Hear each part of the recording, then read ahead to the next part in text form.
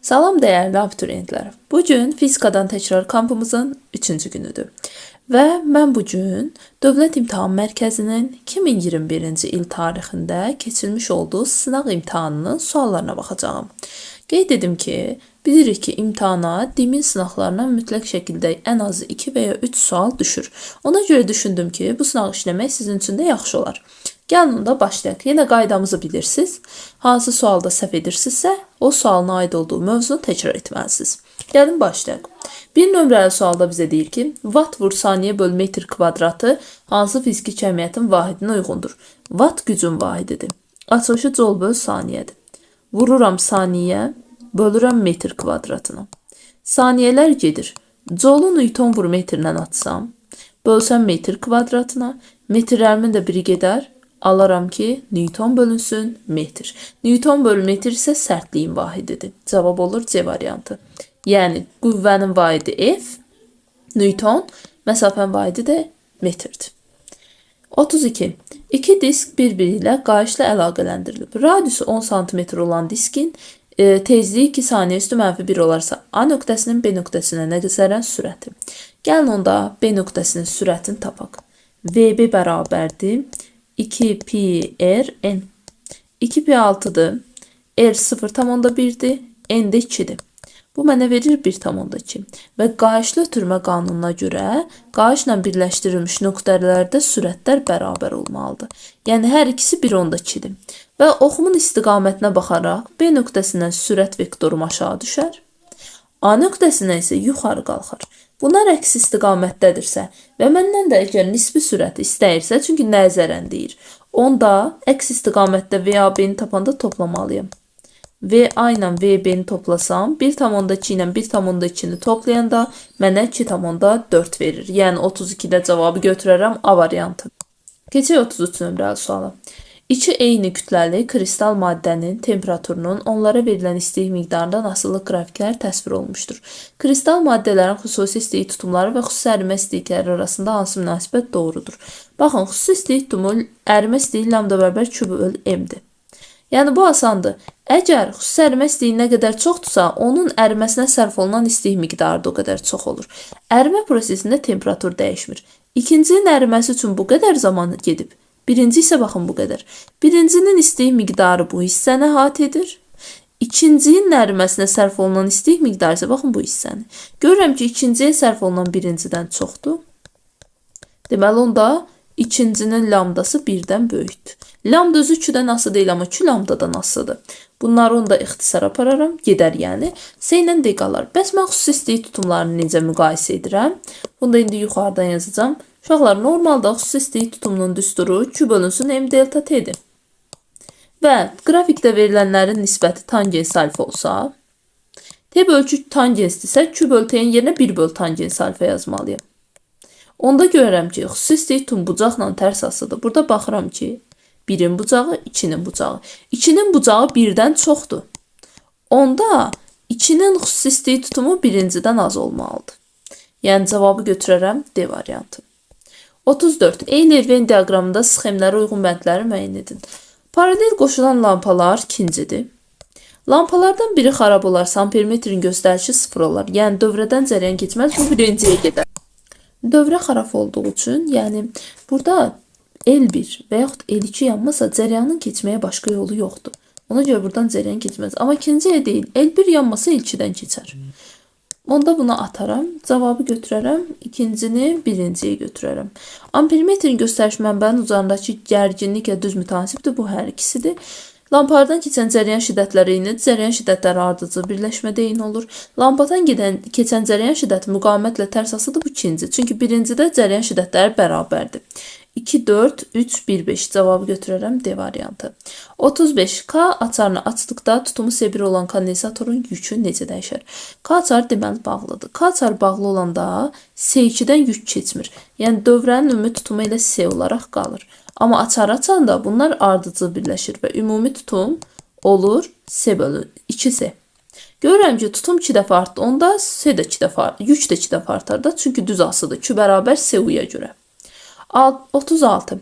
İzobar proseslərdən hansında verilmiş kütləli ideal qazın aldığı istilik miqdarı ən böyükdür? İdeal qazın aldığı isti miqdarından böyük olması üçün onun daxili enerjisinin dəyişməsindən böyük olmalıdır. Daxili enerjidən nəyə görə baxa bilərəm? Temperatur dəyişməmə görə. Baxın, burada temperatur bu qədər dəyişib. İkincidə bu qədər. Yəni, buradan elə mən konkret görə bilərəm ki, ən böyük dəyişmə hardadır? 7 ilə 8-in arasındadır. Temperaturum orada çox dəyişibsə, heç daxili enerjiyə getmək istəyim delta T ilə də gedə bilərəm. Delta T ilə düz asıda daxili enerji dəyişməm 7-8-dən böyükdür. Onda cavabı 7-8 götürərəm.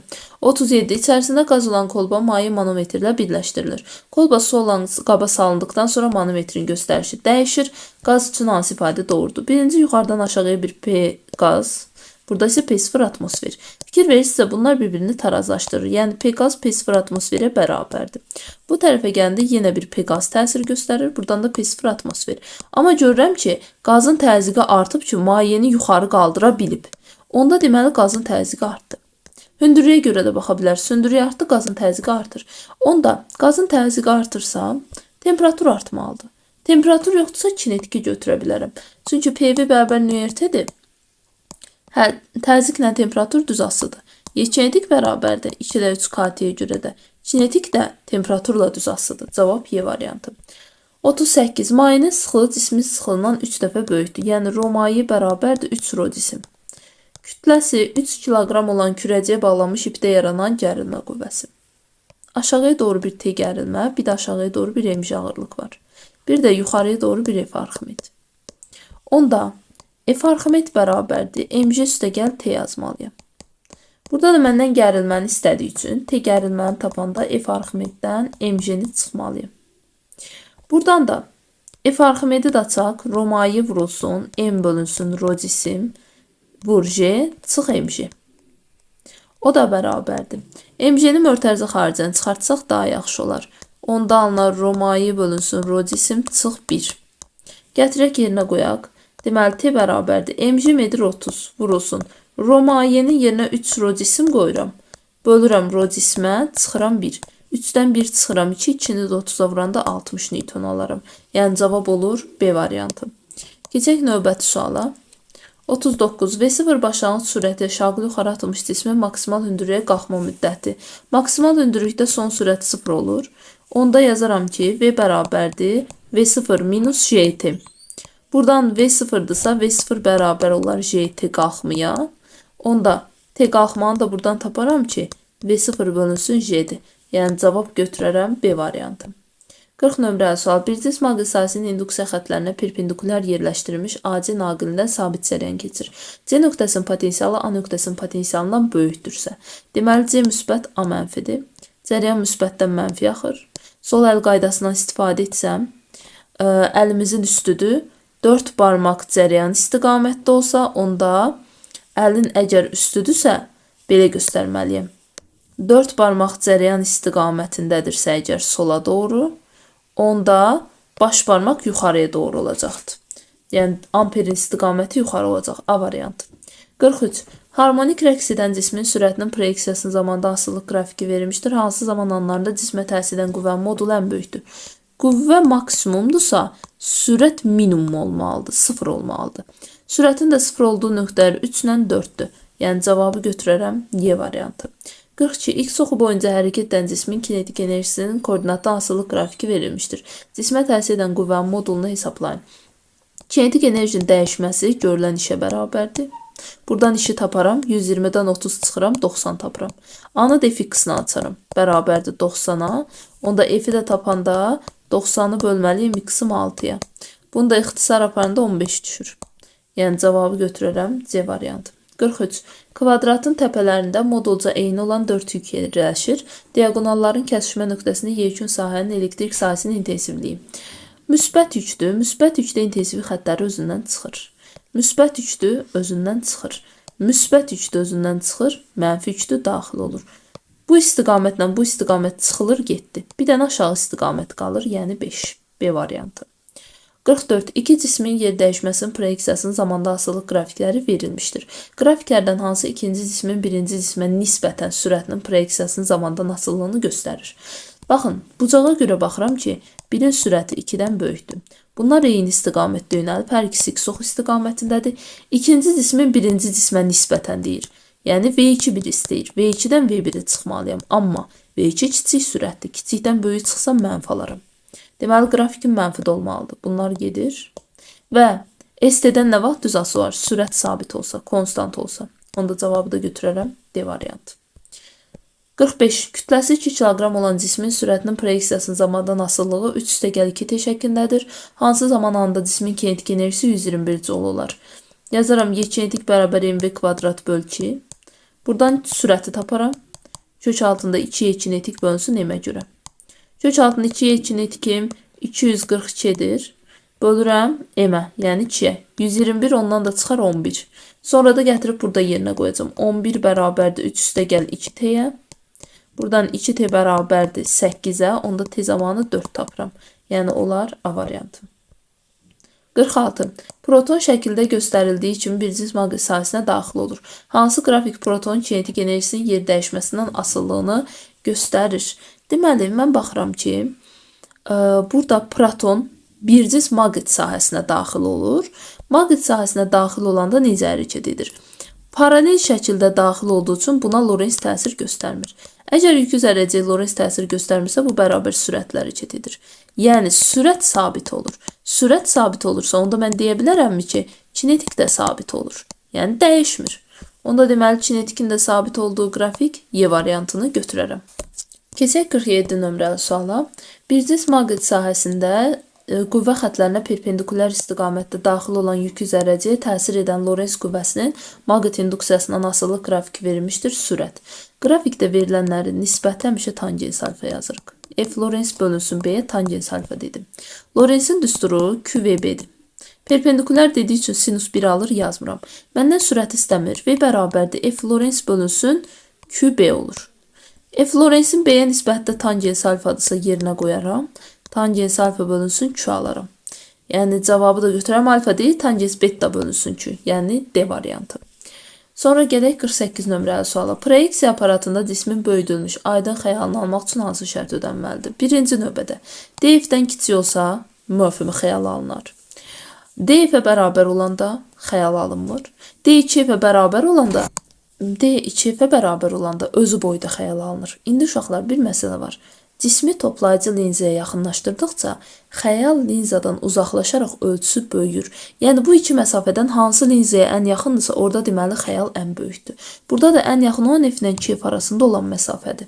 Ona görə cavabı götürərəm B variantı. Keçək 49 nömrəli sualım. Kontur sabit 1 metr böl saniyə sürətlə sağa hərəkət etdirilir.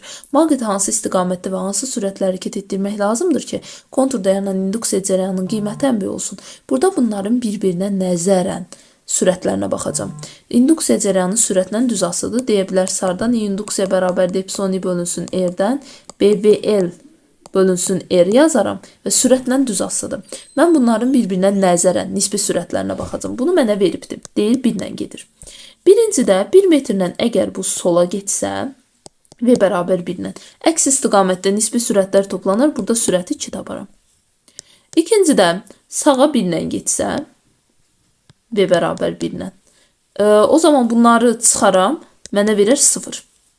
Üçüncüdə sola doğru 2 ilə getsə, onda olar 3 edər bunların sürəti. Bu məncə ola bilər, çünki ən böyük istəyir. Sonrakında deyir ki, sağa doğru 2 ilə getsin, onda bu çıxılacaqdır 1 verəcəkdir mənə. Sonuncu da sağa doğru 3 ilə getsə, onda da çıxılıb 2 verəcək. Ən böyük sürət C-də alınır. Ona görə də cavabı götürürəm C variantı. 50. Cismə təsir edən qüvvələrin əvəzləyicisi şəkildəki kimi yönəlmişdir. Bu cismin təcili. Təcil həmişə əvəzləyici qüvvə istiqamətdə. Əvəzləyici qüvvə təcil istiqamətdə yönəlir. Yəni 1 A variantı. 51. İşıq şüası hava su sərhədinə perpendikulyar istiqamətdə düşür. Hansı ifadə doğrudur? Perpendikulyar düşən işıq şüası heç vaxt istiqamətini dəyişmir, öz yolundan davam edir. Daha sonra sürətə gələndə isə havadan suya keçəndə sındırma əmsalı artır. V bərabərdir C bölü N düsturuna görə sındırma əmsalı artırsa sürət azalmalıdır. Cavab 1/4 olur. Yəni A variantı. 52. F2 qüvvəsinin O nöqtəsinə nəzərən qolu. Qüvvənin qolu qüvvəyə həmişə perpendikulyar olmalıdır. Bunu nəzərə alsam, baxaram ki, F2-nin qolu olar deməli OC, F1-in qolu OD-dir. OD-ni vermədiyi üçün elə OC-ni götürərəm. Yəni A variantı olar. Keçək 53 nömrəli suala. İnduktivliyi 0.5 Henry olan sarğacın maqnit sahəsinin enerjisi 1 joule olarsa cəryan şiddəti. Bu asan sualdır. L kvadratı bölü 2 düsturundan I bərabərdir. Kökün altında 2W bölünsün L. O da bərabərdir. 2W 2'dir. Bölünsün L də 0.5. 20'ni də 5'e böləndə 4 düşər. 4'dən də 2 çıxar. Yəni cavab olar 2 amper. 54. Sabit gərginlik mənbəyinə qoşulmuş termistorun temperaturunu azaltdıqda nələr baş verər? Termistor yarım keçiricidir. Əgər temperaturunu azaldıramsa, müqaviməti mütləq şəkildə artmalıdır. Onda belə deyə bilərəm ki, əgər müqavimət artırsa, dövrədəki cəryan şiddəti azalmalıdır. Sərbəst yük daşıyıcının sayına gələndə isə I bərabər 7-a görə baxa bilərəm. Əgər I azalırsa, N də azalır, götürə bilərəm. Cavab olar 2,5. 55. 27 dərəcə Selsi temperaturda nisbi rütubət 60% varsa, havadakı su buxarının parsial təzyiqi. Gəlin belə yazaq. Fi bərabər rho bölünsün. Rho 0 vur 100%-dən. Rho-nu tapaq. Çünki rho 0 var. Rho-nu tapanda fi vurulsun rho 0 böl 100 olur. Fi-ni verib bizə 60. Rho 0 var. 3 vur 10 üstü mənfi 2. Bölünsün 100. Buradan bunun 0 ilə bunun 0 gedər. Mən alaram 18 vur 10 üstü mənfi 3. Sonra da parsial təzyiq istəyəndə P bərabərdir. Rho RT bölünsün M yazaram. Rho-nun yerinə 18 vur 10 üstü mənfi 3 yazaram. R-in yerinə 8 yazaram. Temperatur 27 dərəcə Selsidir. Kelvinə keçəndə 300 Kelvin. Bölünsün M də 18 vur 10 üstü mənfi 3'dür. Bununla bu elə gedər. Bunu alaram 2400. Cavab da elə olar 2400 Paskala bərabər. Keçək növbəti suala. Uzunluğu 40 cm olan uzanmayan sapdan asılmış maddi nöqtə tarazlıq vəziyyətindən 60 dərəcə bucaq altında kənara çəkilib buraxılsa, tarazlıq nöqtəsindən keçərkən hansı sürətə malik olar? Uşaqlar, gəlin bu sualı belə edək. Ən aşağı səviyyəni, yəni baxın bunun başlanğıcda olduğu səviyyəni yer səthi götürün. Yer səthi. Və mən bilirəm ki, yer səthində nə olur? Hündürlük 0 olur birinci halda. H bərabər götürərəm 0. Və buraxılanda bu cisim sərbəst şəkildə buraxılır. Ona görə də başlanğıc sürəti 0-a bərabərdir. Yəni buradan mən V0'ı 0 götürərəm. Onda buradan olan hündürlüyünə də cismin bir H1 deyərəm. Bu şəkildə yazaram. Bu buradan düşüb. Gələndə bura, baxın bura. Buradan müəyyən bir sürətlə keçir də, çünki 1-2 tarazı halında sürət maksimum olur. Bu nöqtədə baxın belə göstərim, bir V sürəti var. Mən bu misalı enerjinin saxlanma qanunundan edə bilərəm. Baxın, birinci atıldığı nöqtədə başlanğıc sürət 0'dır. Ona görə kinetik enerji 0'a bərabər olur da, çünki V0 0'da atılanda, onda kinetik enerji də 0'a bərabər olur. Bu zaman tam enerjim bərabər olar potensiala, yəni mgh-a. Buna H1 götürməyək, H götürək ki, bizə sadəlik olsun. mgh deyək bunu. Deməli, Y tam enerjim burada mgh olur. İndi ikinci vəziyyətə gələndə yer səthində potensial 0 olur, biz bilirik, çünki hündürlük yoxdur. Və müəyyən bir V sürətim var. Onda tam enerjim bərabər olar kinetikə, yəni mv kvadratı bölünsün 2. Tam enerjinin saxlanma qanununa görə bunları bərabərləşdirsəm, mgh bərabərdir. mv kvadrat bölünsün 2. Buradan m'ləri ixtisar aparsam, v-ni məndən istəyirsə kökün altında 2gh alaram bu şəkildə. İndi buranı mən belə uzadıb. Baxın bu hissəyə. Bu şəkildə uzadıram. Və ipin də uzunluğunu mənə verib, indi sürəti biraz bu tərəfdən yazıram ki, sıxsın bura. İpin uzunluğunu mənə 40 cm verib, onu da çevirək onda. Bura deməli, buranın uzunluğu bərabər 0,4 metrdir. Buna 0,4 metr yaz. Onda bucağa görə baxanda, bura 90 dərəcə olur, baxın bura. Bura 90'dır, bura 60'dır, sonra bu tərəfə 30 dərəcəli bucaq düşür. Bu şəkildə. Burada bizdə düzbucaqlı bir üçbucaq alındı. Riyaziyyatdan bildiyimiz qaydaya əsasən də düzbucaqlı üçbucaqda 30 dərəcəli bucaq qarşısındakı katet, yəni buradan söhbət gedir, hipotenuzun yarısına bərabər olur. Yəni onda buradakı katetin x-ımı tapanda hipotenuzun yarısı, hipotenuz da 0,4'dür. 0,4'ün yarısına bərabər olur. Bu da mənə 0,2 verir. Bu hissə 0,2'dirsə və onda yerdə qalan bu hissə də 0,2'dir də. Çünki ipin ümumi uzunluğu məndə 0,4 olmalıdır. Deməli, yuxarını da tapdım, aşağını da 0,2 tapdım. Uşaqlar artıq fikir verin. Mən tapdım. Mən bu haşı bilmirdim da. Bu haşı neçə tapdım? 0,2 metr bir-birinə bərabərdir. Gətirib yerinə qoyuram. Onda buradan kökün altında 2 vurulsun, 10 vurulsun. Haşımı da 0,2 tapdım. Bu da kökdə 4 edir və 4-dən də sürət olaraq 2 çıxır. Yəni cavabı götürürəm 2 metr bölünsün saniyə. Bu sualın tam düzgün izahı bu şəkildədir. Keçək indi növbəti suala. 57. Uyğunluğu müəyyən edin. Alfa, beta və qamma şüalanmada. Deyir nə baş verər? Baxın. Alfa çevrilmədə helium nüvəsi çıxmalıdır. Yəni x z-2 olur, a-4 olur. Yük ədədi 2 vahid azalır. Yəni götürərəm b-ni. Kütlə ədədi 4 vahid azalır, d-ni götürərəm. Gələk indi beta çevrilməyə. Beta çevrilmədə, beta mənfi çevrilmədən söhbət gedir. Bu zamanda x z plus 1, a isə dəyişmir. Yəni yük ədədi 1 vahid artır, kütlə ədədi dəyişməməlidir. Yoxdur. Qamma şüalmada yük ədədi də, kütlə ədədi də sabit qalır. 1b-də 2a, 3-də y variantı olur. Sonra gəlirik situasiya. Deyirsə verilmiş situasiyanı diqqətlə oxuyun və tapşırıqları yerinə yetirin. Deyir ki, alpinistlər dəniz səviyyəsindən 1260 metr hündürlükdə düşərgə salaraq istirahət etməyə qərarı aldılar. Dəniz səviyyəsində atmosfer təzyiqi 760 mm civə sütunu olub, hər 12 metr yüksəkliyə qalxarkən 1 mm civə sütunu azalır. Doyan su buxarının təzyiqinin temperaturundan asılılıq cədvəli aşağıda verilmişdir. İndi bizə deyir cədvəldən istifadə edərək bu hündürlükdə suyun hansı temperaturda qaynayacağını müəyyən edin. Gəlin tapaq. Birinci növbədə mən baxacağım ki, bu hansı hündürlükdədir. Həmin hündürlükdə atmosfer təzyiqini tapacağım. Oradan da cavabımı. Deməli deyir ki, 1260 metr hündürlükdədir. Onda 1260 metr hündürlükdəki atmosfer təzyiqini tapanda P bərabərdir. P0 çıxılsın, H bölünsün, 12 yazaram.